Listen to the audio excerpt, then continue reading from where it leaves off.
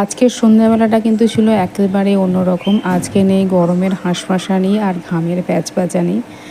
কারণ দুপুরে একচোট ভারী বৃষ্টি হয়ে গিয়েছে, তো পরিবেশ একদম শান্ত। ওই দেখো দূরে চাঁদ উঠেছে। আর তোমাদের ছাদটা একটু ঘুরিয়ে দিই। মানে বৃষ্টি হওয়ার ফলে সমস্ত গাছগুলো যেন নতুন করে প্রাণ ফিরে পেয়েছে। যাক, আজকের দিনটা অন্তত মানে লোককে আর কষ্ট করে গাছে জল দিতে হয়নি। আর কষ্ট করে জল দিলে গাছগুলো কতখানি বা জল পায়, মানে যে পরিমাণ পাওয়ার কথা সে পরিমাণ তো তারা পায় না, মানে দেওয়া সম্ভব নয়।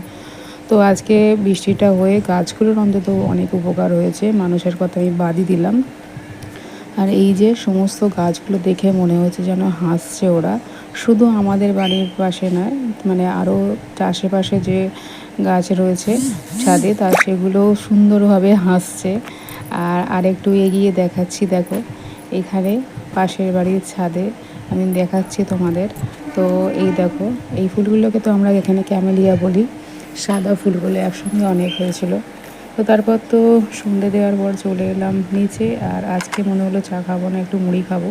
যার জন্য ঝুড়ি ভাজা দিয়ে মুড়িটা মেখে নেবো। আর এখন এখানে কেটে নিয়েছি পেঁয়াজ, টমেটো আর লঙ্কা। আর তারপর তো দিয়ে দিলাম সামান্য তেল। সত্যি অনেক দিন পর এইভাবে খেলাম, তো খুব ভালো লাগলো। তো দেখা হচ্ছে পরের ভিডিওতে। টাটা।